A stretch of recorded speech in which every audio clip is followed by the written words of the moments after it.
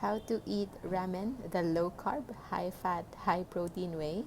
I will show you today. This is when we ate at Ramenagi, one of my favorite ramen places here in the Philippines. So first you have to choose your base, and we choose of course the one with the biggest meat. That's Wonder Chashu King. And then for the soup, which is made of pork broth, we choose the richest one. For the special sauce, just normal because I'm not sure if they have sugar in it. And for the garlic, just normal. For the pork, I chose belly because I'm not afraid of fats.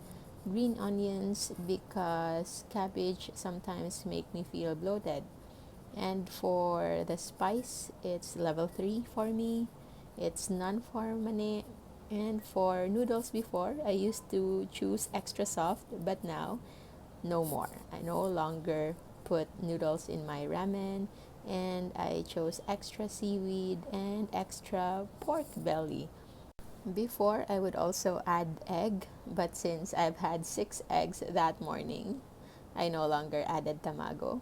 And for my drinks, just plain water. However, unlike the other ramen places, they don't allow the separation of the noodles. Instead, they just put in here and then they just gave us a separate bowl for us to put our extra noodles, the one that we will not eat. So we also had extra seaweed and the pork. So this is how we eat ramen. I usually love to sip the soup first, although at first I sipped the one with all of the chili sauce. I think it was so hot, but eventually I was able to adjust to it.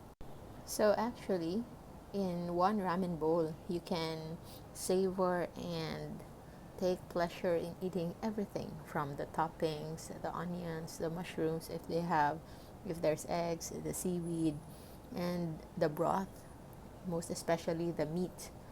Just avoid the noodles. Why do we avoid the noodles or the pasta in soups, in ramen?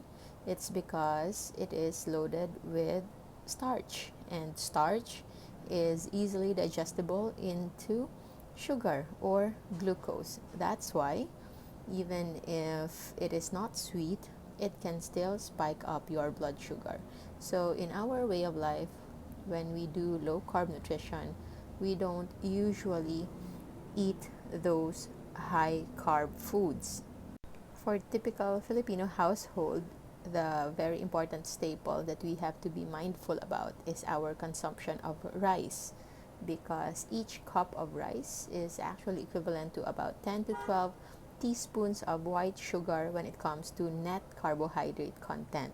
And also when it comes to pasta, when it comes to noodles, when it comes to bread, one serving bowl of that is also the same. So we already know that sugar is bad, that soft drinks, juices, the cola, sodas, the desserts, ice cream, chocolates, candies are all gonna lead to inflammation in our body, from spike of blood sugar and eventually spike in insulin and eventually spike in anabolic phase in our body, which eventually is highly inflammatory, which can lead into manifestations like allergies, aches and pains, diabetes, hypertension, even to a point of tumorigenesis.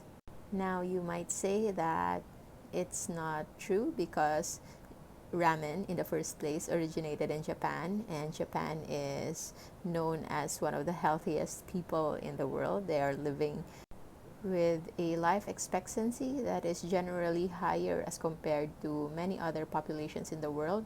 Okinawa specifically is one of the blue zones where there are more centenarians, or people living beyond 100 years old is living. But note that Japan has different weather, they have different temperature there, they have different lifestyle, and it's not just about ramen intake. They also eat a lot of good quality fats. They also eat meat. They also do a lot of walking, and even their weather there, the climate, the cold weather is actually improving their metabolism. They need to generate more heat.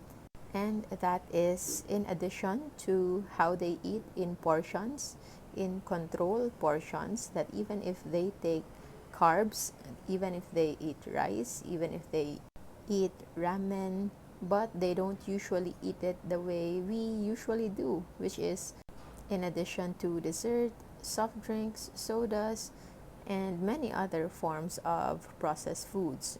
With Japanese cuisine, they are known to prepare everything from scratch, so it is actually less processed, less chemicals, less preservatives. They pride themselves with good quality food that is prepared from scratch without artificial flavorings. They don't want to jeopardize the experience.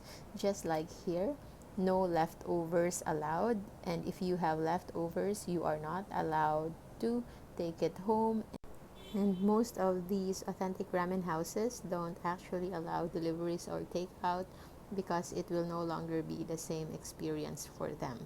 So this is me transferring the bulk of noodles from my bowl because it is already disturbing me, and it's not a sacrifice. For those of you who think that I'm giving myself a hard time, no, not at all. I no longer take pleasure eating these high carb foods. For the longest time that I've been in low carb nutrition, eating pasta, eating rice, eating bread is no longer a sacrifice for me because I already know how I will feel afterwards, and it's not good. My allergic rhinitis can be activated again, and I can also have some breakouts. I would feel bloated. I will have brain fog. I will be lazy.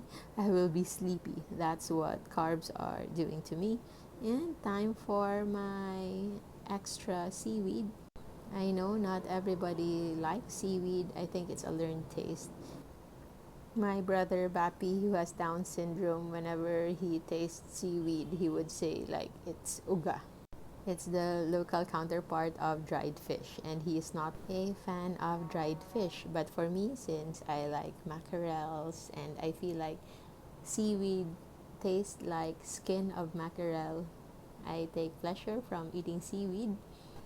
So this is me enjoying my meal, almost halfway with my soup base, and I think I'm ready to eat my pork because with the ramen, it's actually the pork that I'm really looking after.